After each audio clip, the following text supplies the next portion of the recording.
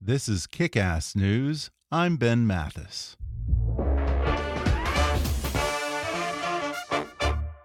The future is coming. Make it brighter with Squarespace. Squarespace makes it easy to turn your idea into a unique website. Showcase your work, blog, or publish content, even sell products and services of all kinds in just a few clicks.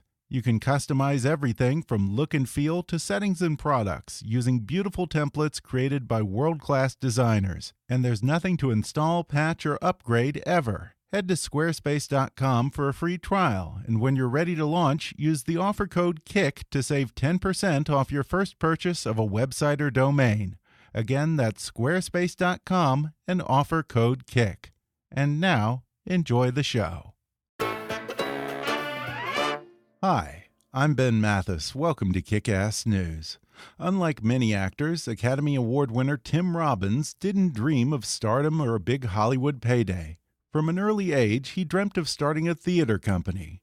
37 years ago, straight out of college and at the very beginning of his career, Robbins co-founded the Actors Gang, which has since become one of the most innovative and acclaimed theater companies in America. And for Robbins, it's been a lab of sorts where he pushes the envelope of story and technique and a creative North Star that keeps him focused on his craft and immune to the trappings of celebrity.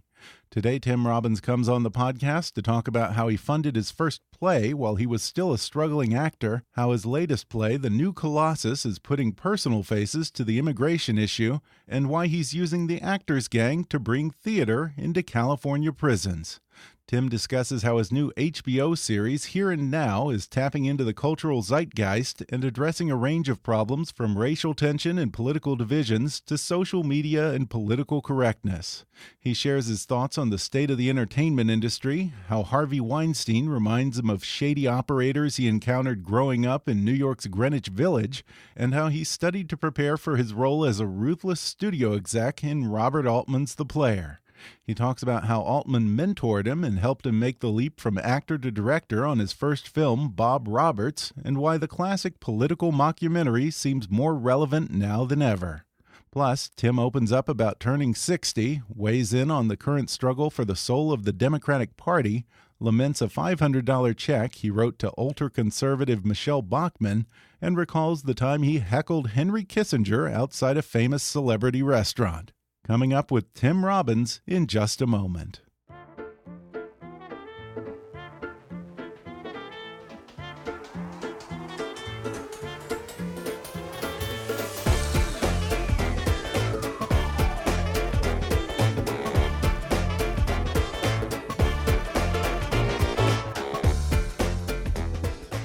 Today I'm sitting down with Oscar-winning actor, director, writer, and occasional musician Tim Robbins. He's starring in the new Alan Ball series Here and Now on HBO, and he's directed a fascinating new play called The New Colossus at the theater company that he helped found, the Actors Gang in L.A. Tim Robbins, thanks for joining me. Pleasure to be here. Or I guess I'm joining you, technically. I walked into your studio. I've really been enjoying, I have to say, watching your new show Here and Now on HBO. Notwithstanding the title, it really feels like it's tapping into the moment and the cultural zeitgeist with the divisiveness and the racial tension, our obsessions with social media and all kinds of outrage, manufactured or otherwise. Are these the kind of issues that you spend a lot of time thinking about right now? I think we're all thinking about them. We're all dealing with them. I'm really glad to be in a show that is bringing that question up, is presenting that reality. I love pieces that result in discussion, conversation, that are provocative in that way, and I believe Alan Ball is doing that with Here and Now. Yeah, and what is it like to work with Alan Ball? I mean, so much of his work seems to be tinged with mystery and metaphor. Half the time I feel that he's just screwing with my head. When you're acting in an Alan Ball series, does he clue you in on the big picture, or does he just kind of dole that information out on a need-to-know basis? I think it's important on a need-to-know basis. Our job is to find what the truth of each scene is, and trust in the writers and the person that's leading the writers to take us thematically where they want to go.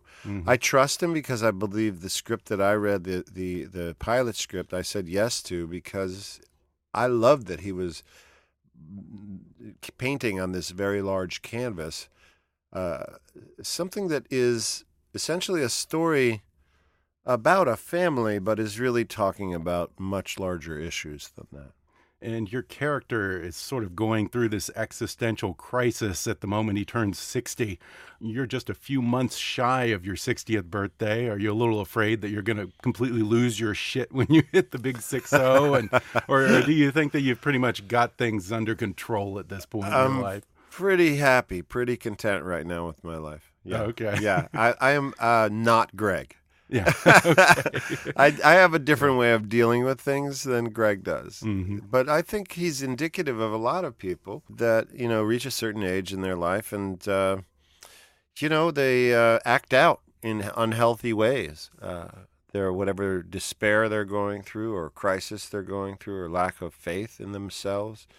And oftentimes it results in behavior that's detrimental to the people around them. And it's interesting to see a philosophy professor having this existential crisis. Is that something that you've had to do research into, or do you consider yourself a philosopher or a student of philosophy? I took a philosophy course in college, and I have to say I was pretty confused. Yeah. So you relate to the character. Ultimately, I'm more of a man of action than someone that'll sit around debating what thinking about thinking is. But the character, I love that he's a philosophy professor because I can introduce different concepts, and the writers could introduce different concepts of different philosophical camps, and I always find that fascinating to process what's happening right now through different philosophical theorem. Yeah, and now must be an interesting time to do that, too. Right, and it's also a way to get lost, too, because ultimately you can think a lot about something and nothing can get done. So right now, in particular, my major concern is that we, as a society, don't get lost in our opposition to something. There's so much energy daily being given over to negativity, echo chambers of resistance or opposition. And I often wonder if we were to take that collective time that we spend saying nasty things about certain people and were to take that time and actually apply it to a conscious life, knocking on a door and saying hello to somebody, as simple as that. Or tutoring a kid for an hour a day that you could be on social media blasting the president. There's many things we can do to make things better, and my fear is that we're getting lost in our anger. Yeah, and it's so easy to do when you wake up and you go on your Twitter feed or you go on your news feed, and it's just all negativity, all Trump all the time. I mean, it can completely dominate your every thought if you allow it to. It also might be detrimental to what else can happen in bed in the morning. That's true. Right? That's true. Yeah, what a wasted opportunity. But in the same buzzkill right there. And by the way, we're doing it at night when we're right before we go to sleep too. Yeah. It's almost like it's replaced when people used to probably pray or whatever people would do at the beginning and end of their day. Cuddle. Yeah. Right? It's so hard. I want your input on this because for me, I don't want to just sit on my hands and ignore it or pretend like it's not there. But on the other hand, it's almost like Trump dominates the news to such an extent that it crowds out everything else. It's like I can't think of the last time that I gave Africa much of a thought because there's no room for all these other crises going on in the world. Meanwhile, there's burning and looting going on. Yeah. And so that's a good point. Is it a distraction? And that's the thing. It's like, how do you know? It seems with Russia and everything, this seems like it's damn important. But then maybe what it is, the little stuff sucks up so much of the extra oxygen, whether it's Melania, the porn star. It's like, Because it's salacious and it's it's appealing to the prurient side of us. Mm-hmm. The question really isn't what we're against, because I think a lot of us are pretty sure of what we're against. What are we for? Mm-hmm. Good point. Is a Democratic congressman that is pro Wall Street and is going to vote for the next war when it happens? Is that the alternative that we are being offered? And why is that the alternative we're being offered? And by the way, he's a representation of Republicans throughout the country. They're just better at the coded language to hide their racism and to hide their xenophobia. Yeah. So, in a way, he's kind of like this id that doesn't have a filter. Mm-hmm. And maybe he's doing us a service because he's exposing this is what the philosophy is behind this political party. And this is the result of 35, 40 years of propaganda on the airwaves that started with the deregulation of the airwaves in the Reagan administration. So it got to a place where every day in certain places of America, you get about 6 hours or 9 hours of radio propaganda that is relentlessly pursuing an agenda of dividing us, making someone else the enemy. The person you thought was your neighbor is your enemy because he doesn't think this way. And that's something that's pretty new to America, because I remember growing up that you could have a difference of opinion with someone and still buy them a beer at the bar and have a discussion about it and agree to disagree. But we're both people, and we're going to sit here and be a community together in this moment. Yeah. So you have that. The question is, how do we get past this, and what are we for? What are we going to advocate for to change it? And if it's a change of moderation, if it's a change just to get simply a Democrat in there, then are we really going to see change, or are we going to be back at the situation where there's enough disenfranchised people that are angry at the Democrats now that have once again voted a Republican in? So for me, the biggest challenge right now is that you have people in the Democratic Party, in the establishment of the Democratic Party, trying to drive a wedge between themselves and the more progressive arm of the party. Right. And for me, that is crazy, because you're talking about the real progressives. You're talking about the activists, the people that will knock on doors and get the vote out, the people that really care, that do the hard work, that show up at rallies, that advocate on a daily basis for progressive values. Why are people in the DNC trying to alienate these people? I don't understand it. Yeah, and you campaigned for Bernie Sanders in 2016. You've always been fairly politically outspoken over the years. As a working actor and director, do you feel that exercising your right to have a political voice comes with a price? That's for other people to say. I would say that I would try to look at the positive of it. It's brought me relationships with some pretty amazing people that I hold dear, and I don't think I'd change a thing. Has it cost me work? I don't know. Those kinds of people that wouldn't hire me would never admit it. Yeah. So, well, you wouldn't notice from looking at your career. I mean, I think you've done quite well. So I'm fine. If it has an effect. I'm totally fine. But maybe there's some parties I don't get invited to. But I don't go to parties anyway. So, but no, what I think is important is that regardless of what effect something might have, it's most important for I think for everyone to speak when it's important to speak, not when it's convenient to speak, but when it's difficult. That's what the right is there for. The freedom of speech is to give us the right when it's difficult. Yeah. The last time that was really apparent was when the war was being cooked up in 2003, and a lot of people were quiet.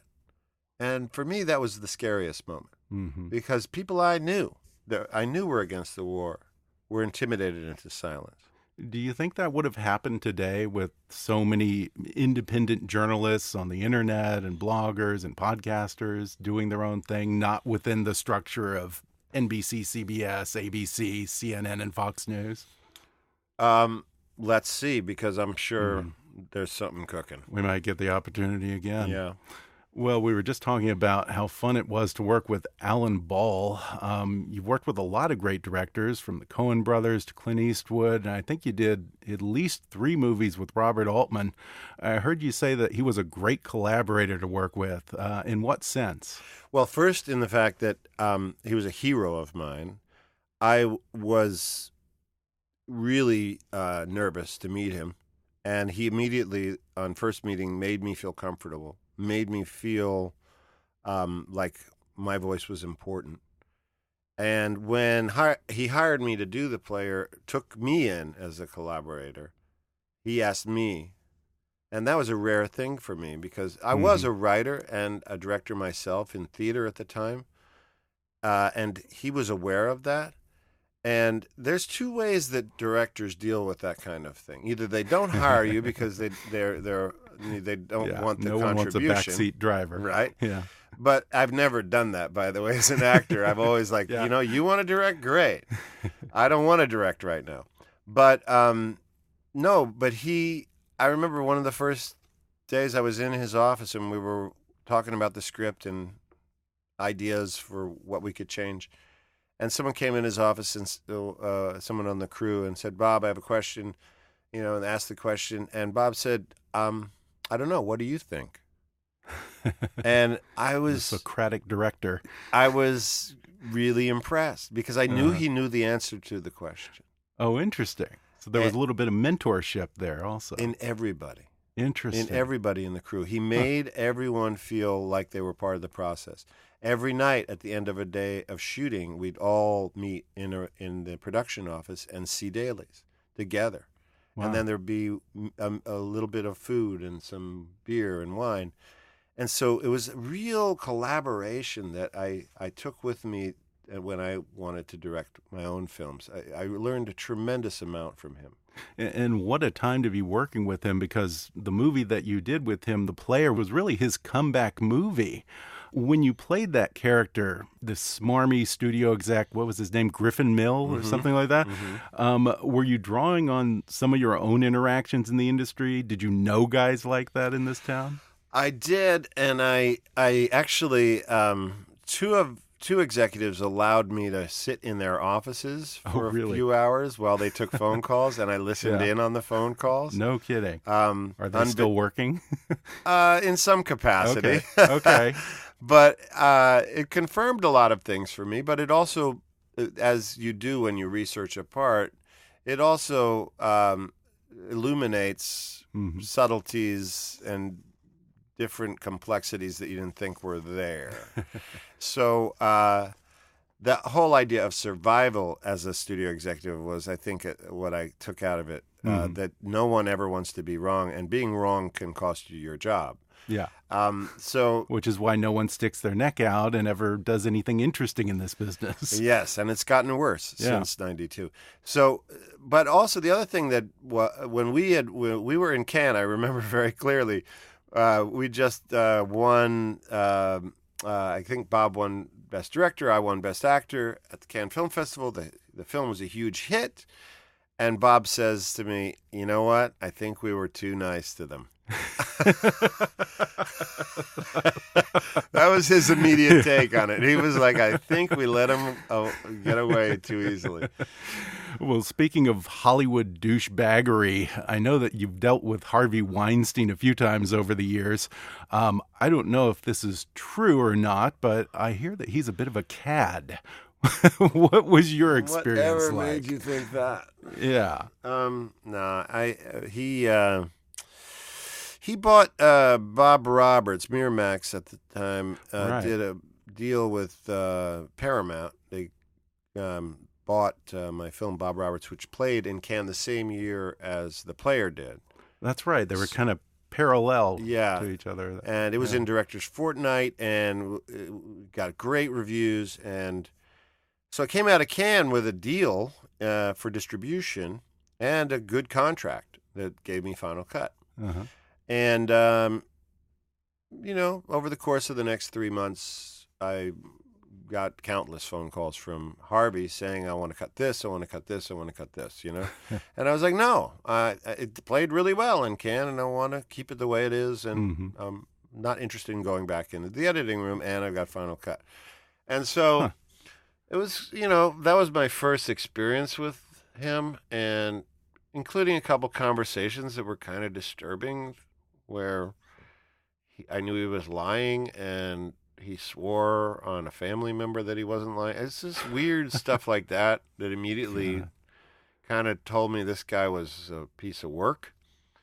And then over the course of time, I think it was a couple of years later, I was offered a film. They had just done a deal with Disney. The brothers had just pocketed, I guess, $30 or $40 million each. And he was offering me a movie and going to pay me scale. And I said, Harvey, you just pocketed $30 million. When are the creative people that got your company there going to see some of that? Yeah. And he said he'd call me back. And an hour later, he calls me back and he says, listen, I'll offer you $1 million, but you can't tell any of the other actors on the movie because I'm paying them all scale. And I said, Harvey, you don't understand what you didn't understand what I just said to you. It wasn't me. This wasn't a shakedown. I wasn't trying to, I was saying, when are you going to enter into the realm of paying people that are creative? And anyway, that was the last time I really worked for him. I mean, I did a favor for Altman on Pret-a-Porter, which he produced, but it had nothing to do with Harvey. It's interesting that you say this wasn't a shakedown, because that's probably the only kind of thing that a guy like Harvey understands. He's someone who was such a rough character who just kind of operated on street smarts by the seat of his pants and by bullying. But I grew up with that in New York City. Yeah. I knew this guy. I didn't know him personally, but I knew that kind of guy. And just like I know the kind of guy Trump is from New York City. Yeah. These operators, these con men, they're you can see them a mile away if you grow up around them. And so that was my instinct immediately with both of them. What was it like to take that huge leap from acting where, you show up, you know your lines, you do your job, and that's really your whole responsibility, to directing where you're in charge of this massive operation? I mean, every movie is a little bit like launching a mini D-Day invasion, it seems. It's an apt metaphor, because I've often described it as a general, someone that has to motivate the troops to go up, storming up the hill. Yeah. And that was literally true. One day on shooting, we had to shoot on top of a hill, and it was raining, and we had to get a crew up a steep incline to this hill to shoot this music video in Bob Roberts called "I Want to Live," and it's really exciting. It's really I loved it. I had directed for many years in theater. I knew about that process. I knew about the process of rewriting, about the essence of the truth of what you're trying to get from actors and how to rewrite it to be that. So I got all that, but also acting in it at the same time, it was a big challenge. I made sure I knew all my lines. I showed up on time, and that's right, because you were doing double duty on that movie. Right. I tried not to get into too many fights with the director. These kind of like fights with myself. So, but I also relied on a very solid cinematographer who I'd worked with on The Player. We had very little playback. We had playback for only the more complicated shots. Oh, really? Yeah. So because that's the way. Well, because it would never money or why? Well, we never would have made the day. If you get someone that just wants to look at their performance all day long, it's going to extend the day by 3 or 4 hours. Did you find that helpful creatively as well? It's just most in the idea of just let it go. Exactly. Go move forward. Yeah. Get the day done. We're going to take a quick break, and then I'll be back with more with Tim Robbins when we come back in just a minute.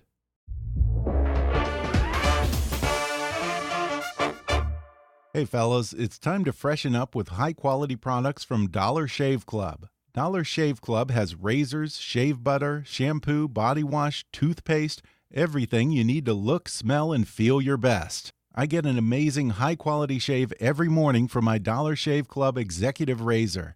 It really is the best razor I've ever used. It has 6 blades. 6! I probably used that one razor every day, and it was still giving me a clean shave even after 2 weeks. And I gotta tell you about their Dr. Carver's shave butter. It is downright luxury for your face. It smells great, it's easy on my skin, and it goes on clear, so you don't have that poofy white shaving cream beard. You can actually see where you're shaving. But Dollar Shave Club is so much more than just shaving. They're now my go-to for toiletries, my hygiene guru. Quality products at a good price, automatically resupplied every month straight to my front door. And since DSC delivers everything to you, you don't have to set foot in a store. I love that most of all. Clean up your bathroom and your morning routine. Join Dollar Shave Club today, and for just $5 with free shipping, you'll get the 6-blade executive razor, plus trial sizes of shave butter, body cleanser, and one-wipe Charlies. Then keep the blades coming for a few bucks more a month. Get yours at dollarshaveclub.com/kickass. That's dollarshaveclub.com/kickass.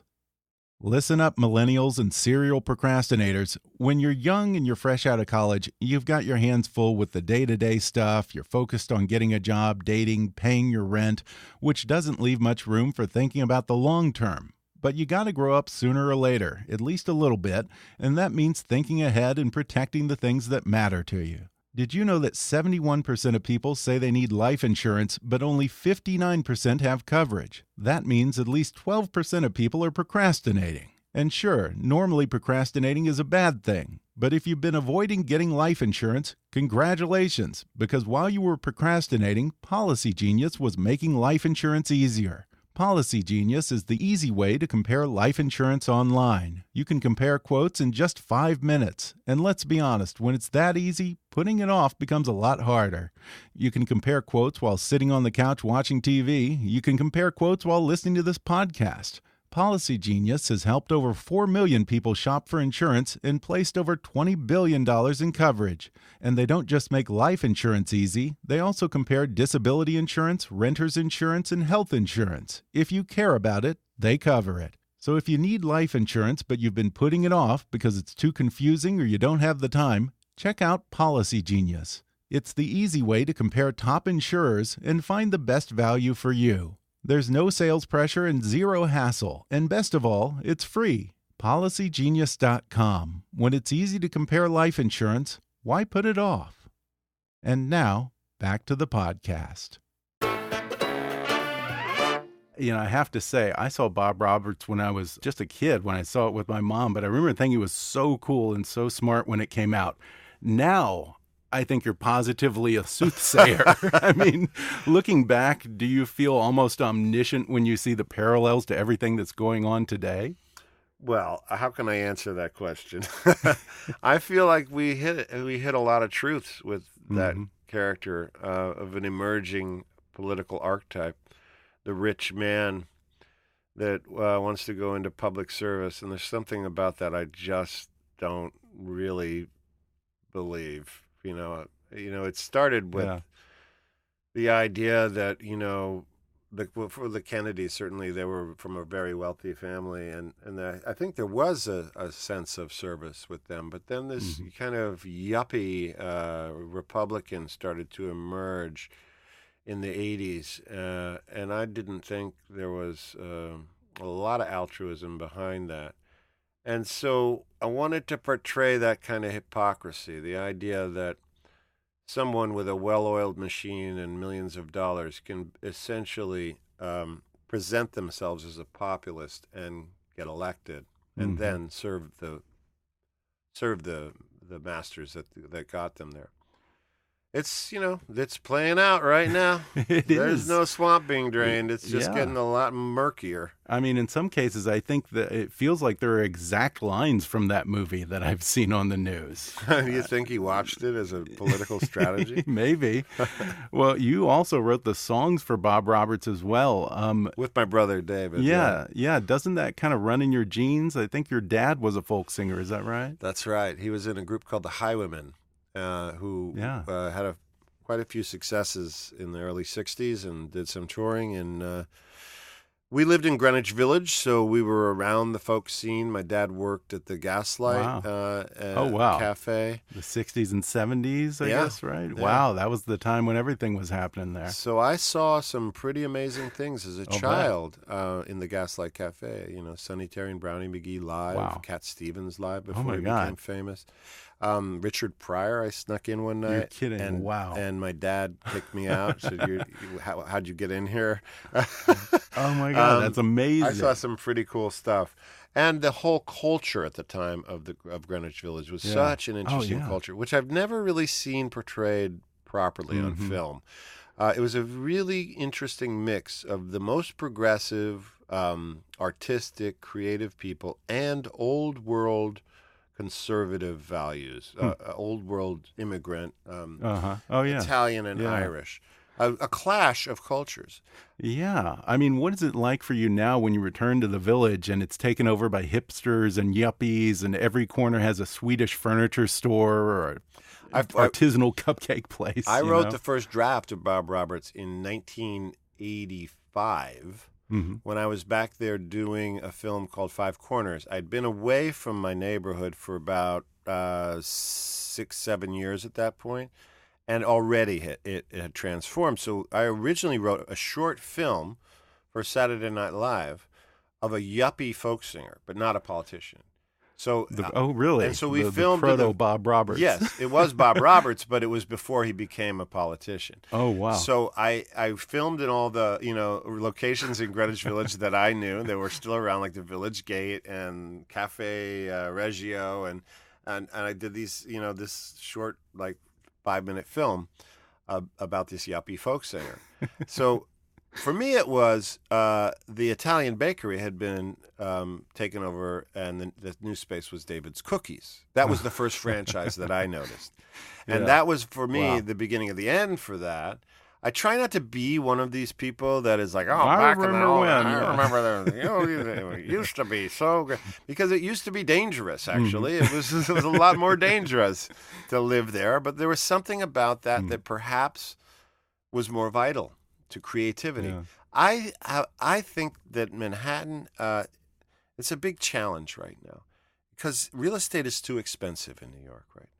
And it's happening in other cities, but particularly in New York and San Francisco, when it's impossible for a young, creative musician, visual artist, actor to come out of college and go to a certain area, impossible economically, I think part of the city starts to die because your young, creative talent that is pushing the envelope is no longer there. It's all people that are entitled. Yeah. And entitlement doesn't create great art. Yeah. In the 70s, it was dangerous in New York, but you also had this amazing musical thing happening. Yeah, and I think that kind of gets to something that's been your life's work. And I don't think that a lot of fans may know that you have this wonderful acting company called the Actors Gang that's been around 35 years. You basically started that when you were starting out in acting. I think pretty much, were you straight out of college? We started it with a production of Ubu the King by Alfred Jarry that I directed as a one-act in college. And we took the cast, or most of the cast of that, and I found a theater in Hollywood that would allow me to perform the play at midnights on Fridays and Saturdays. And so we shared the theater with another theater company, and we came in there at 10:30, loaded our stuff in, and performed. And it was a big hit, and it ran for 6 months. It was a really wild rock and roll crowd, and that's what started the Actors Gang, the success of that. And through the course of the years, particularly in the beginning, I was able to put the money that I was earning doing episodics and sitcoms appearances into theater immediately. And so really, isn't that the first rule? You never put your own money in the show? Yeah, well, I disagree with that because it allowed me an opportunity to write and direct. And, it gave me an opportunity to learn how to do that.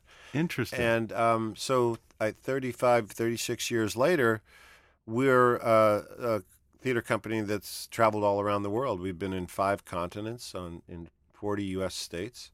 We've we dream of a lifetime performing in a ancient Roman amphitheater.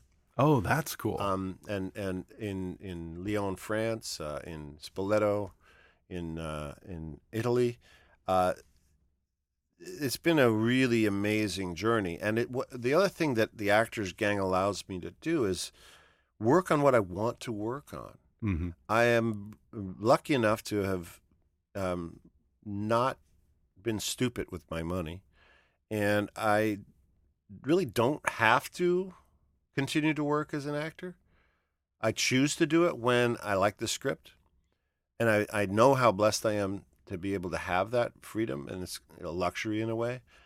But when I have free time, I get to go to a place where we all talk the same language, we have a common vocabulary on stage, and I can develop new pieces Mm-hmm. with this great group of talented people that I've been training for many years. So it's sort of like your own little personal lab where you can indulge your inner mad scientists and experiment with new forms and do things that you might necessarily be able to do within the confines of the quote-unquote entertainment industry. Right. It doesn't take a ton of money to do it. Mm-hmm. It doesn't, we can do any kind of material. We can ask any question. And the one we're doing right now is a direct result of that. It's called The New Colossus. Yeah. And when I went, it was 3 years ago, we first started working on it, where we asked ourselves the question, what is a refugee? The Syrian refugee crisis was happening. There was a lot of kind of rhetoric in the news media, somehow conflating this massive refugee problem with the potential rise of terrorism. And I was like, what are you talking about? These people are women and children that didn't want to die.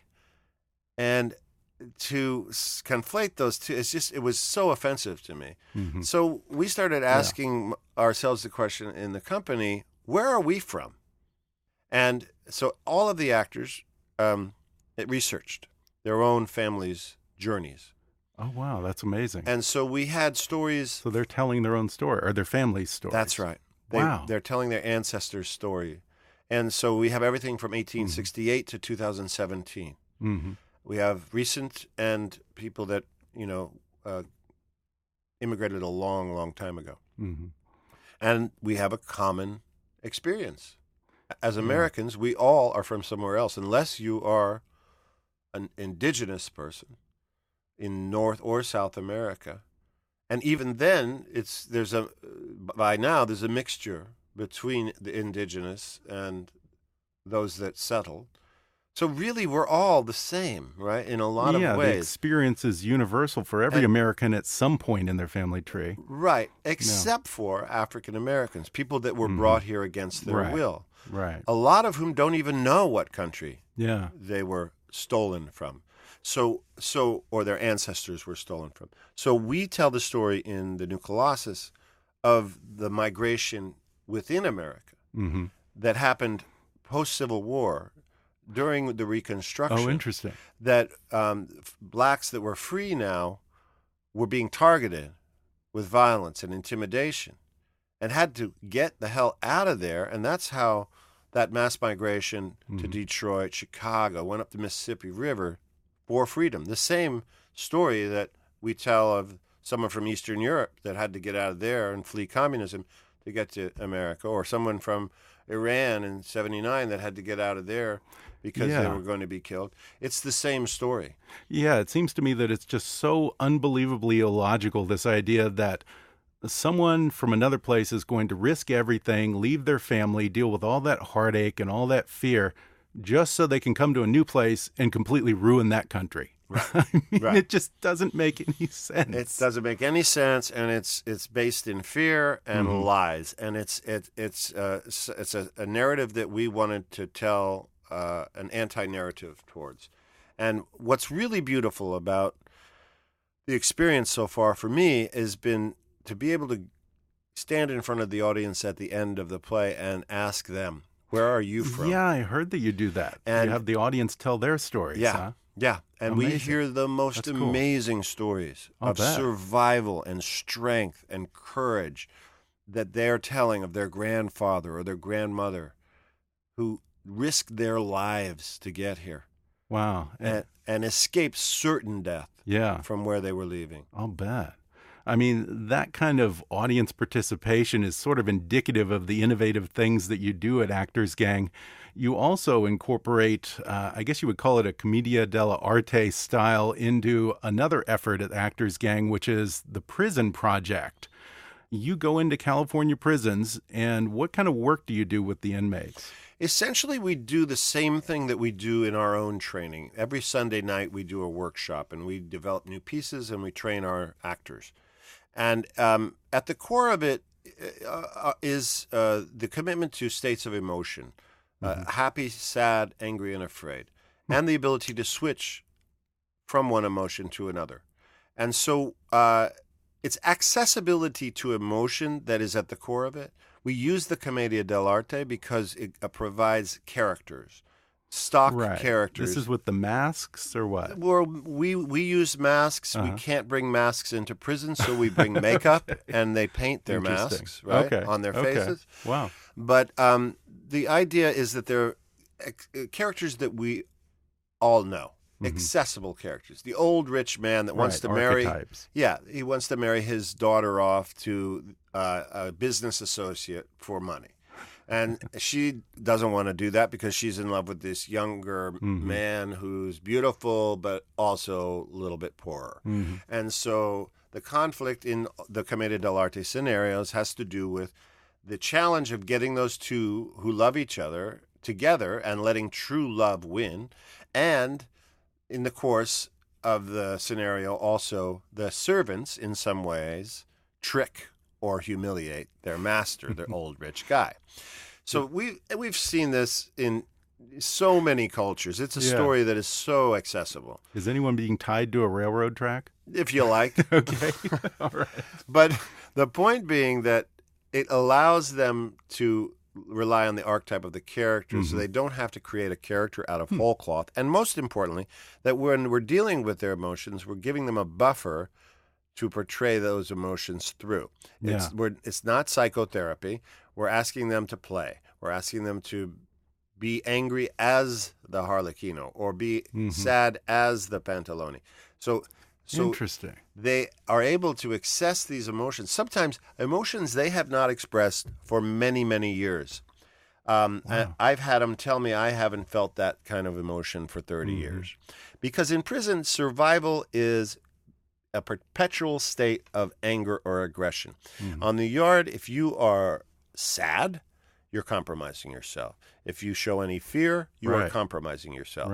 Happiness is sometimes expressed, but it's usually in mockery of someone, not necessarily in true joy.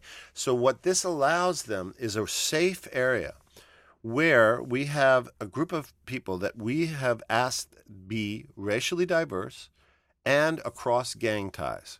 Oh, wow. So, and we ask not for the trustees, but we ask the well-behaved, but we ask for the people that they feel need the help and that possess a certain amount of power on the prison yard, so that the work we do inside these rooms can extend beyond the influencers. Yeah. And so what happens is it breaks down these barriers that are self-imposed out of survival.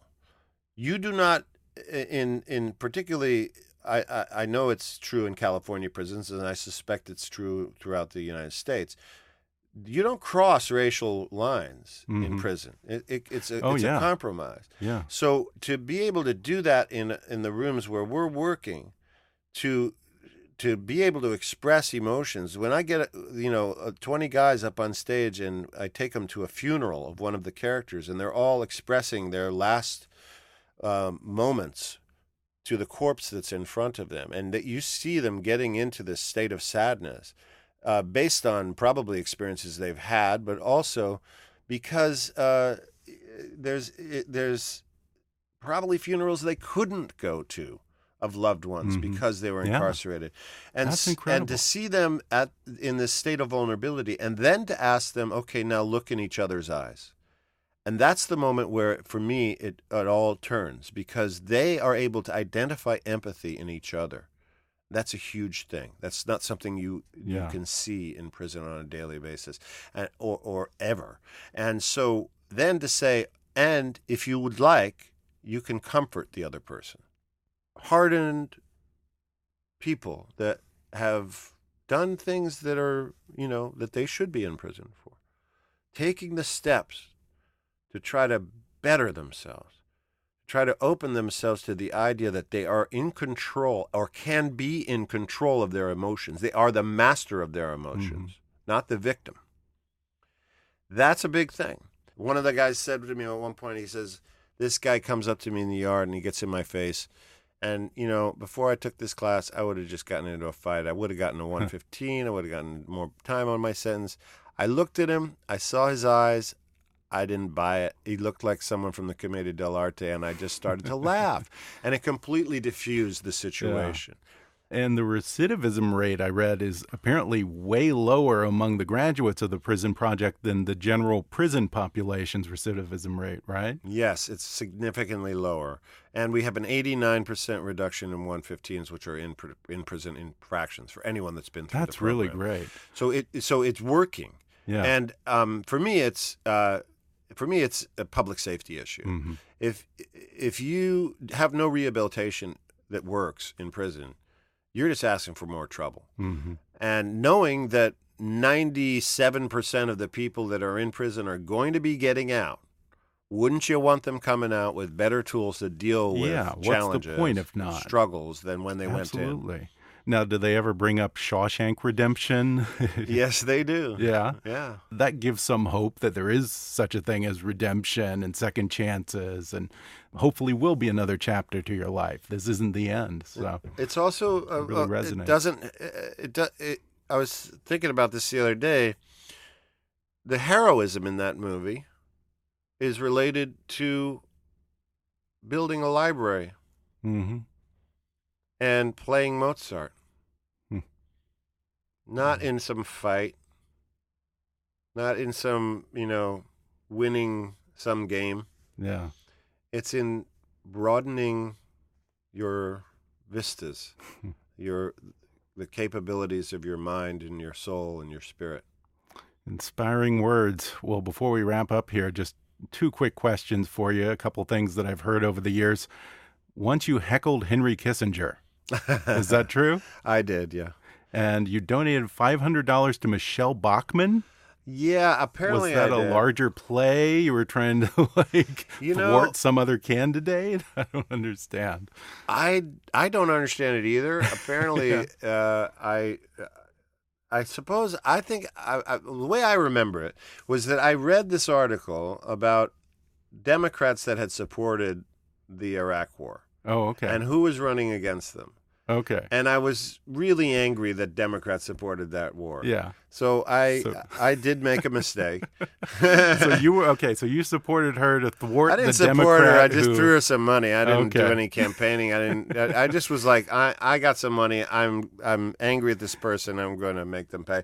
But my point is, though, and by the way, the Henry Kissinger thing was in front of my son, which was really interesting because he was young at the time, and I yelled something at Henry Kissinger. Why are you harassing that little old man? He said, "What was that all about?" I said, "Well, that guy was responsible for a lot of death in Cambodia," and then I filled him in later in life about the details of that.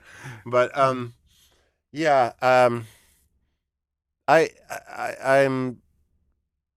I guess that's all I have to say. Politics makes strange bedfellows. I wouldn't even say it's a bedfellow. I would say it was a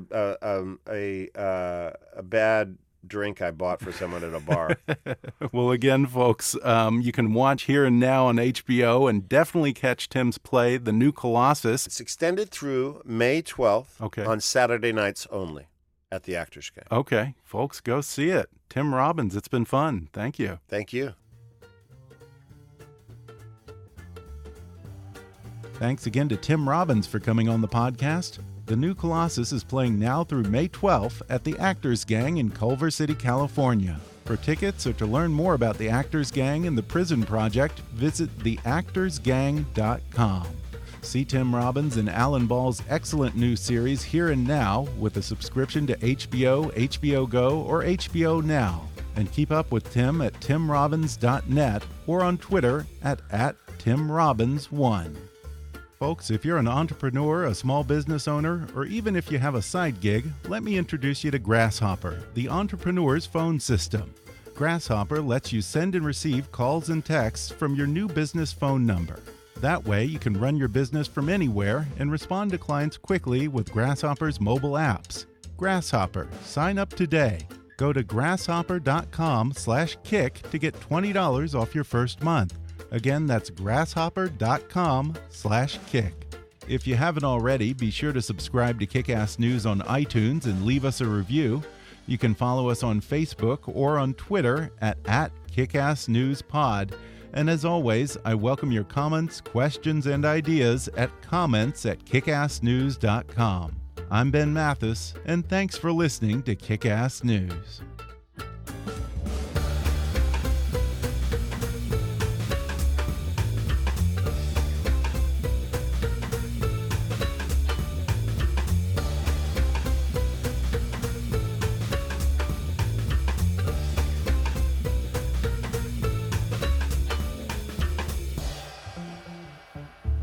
Kick-Ass News is a trademark of Mathis Entertainment, Inc.